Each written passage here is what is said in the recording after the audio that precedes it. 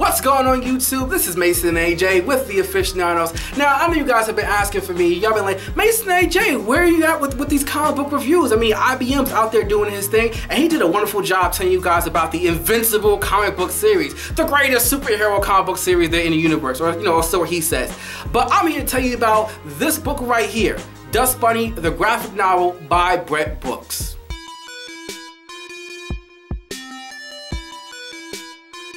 Now, in case you didn't already know, we actually met Brett Brooks himself at Atlanta Comic Con. We had a fabulous time with that guy, and while I was there, I purchased Dust Bunny from the man himself, and he gave me an autographed copy. Thanks out there, Brett. And this book has taken me by storm. Now, it's a film crime noir, and it's probably the best book I've read all year. I mean, no, actually, I'm gonna say that it's the best book I've read all year, beating out Injustice and even all the more popular titles, especially because it's so different. If you're ever tired of reading the standard Marvel, DC, capes and calls and those stories over and over again, this brings a brand new fresh air to any comic book fan, and it's a valuable part of any comic book nerd's collection. Now, this book is a crime novel, and I can't tell you too much, but what I can tell you is it's set in a different type of world than what we're used to, but yet everything is still the same. The inhabitants are, instead of being people, they're like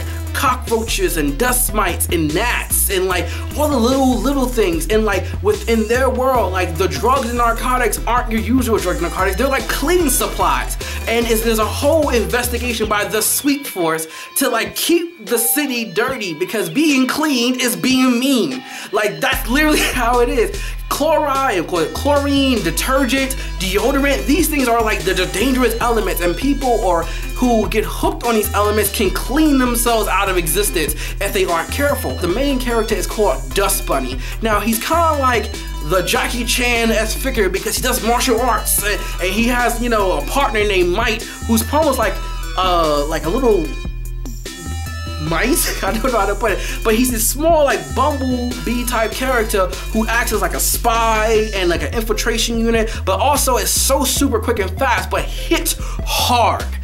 When I say he hits hard, I mean the Hulk himself might be oh, Hulk on a cross mat, bam! And it's just oh, Hulk hurt, Hulk crushed the bug bad. And these two guys have partnered up, and they're kind of it's kind of like watching an old school Lethal Weapon buddy cop serial, but it's also, you're watching these things which you're kind of familiar with, but yet it's all still so different, because even everything street lamps and phones have a very unique twist to them. I know one of my favorite parts is actually in the very beginning of the book, where a gentleman seems to be talking in almost a payphone, but then when he hits the call in button, gnats fly up and they go to the address of the person that he was supposed to be talking to, form into an image of his face, and then relay his message to that person. And then that person himself talks to the message yeah, dude, we're definitely down for poker on Friday night. Send back 1182 32nd Street. And the Nats then take his image and go back to 180 32nd Street or wherever they may be, and that's how they communicate. And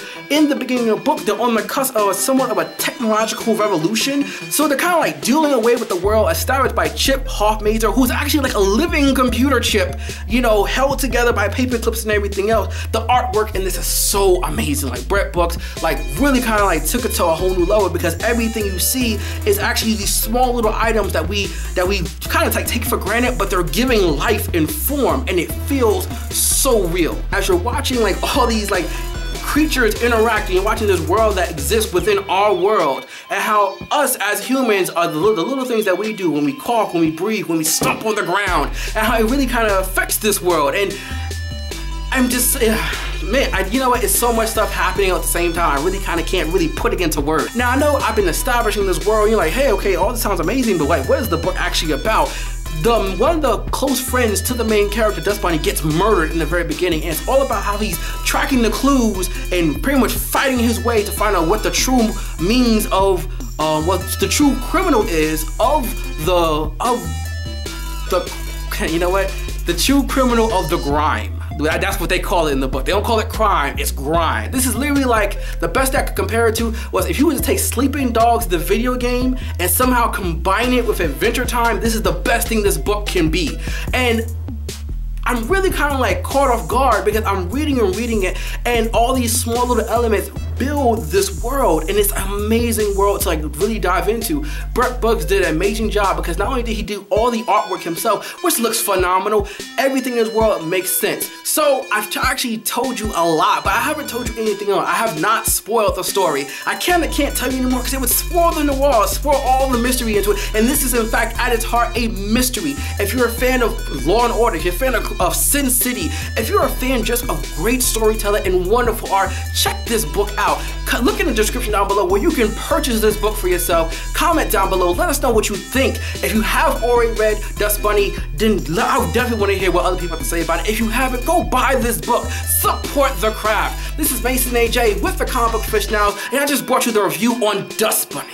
Hey guys, I almost forgot, check out the Reaper Man comic book Kickstarter. It's an upcoming project by a group of very gifted individuals, and they're trying to bring to you an amazing story. Check it out in the links down below, and if you like what you see, go ahead and donate what you can to this amazing comic book, because once again, with the Aficionados, you have to support the craft.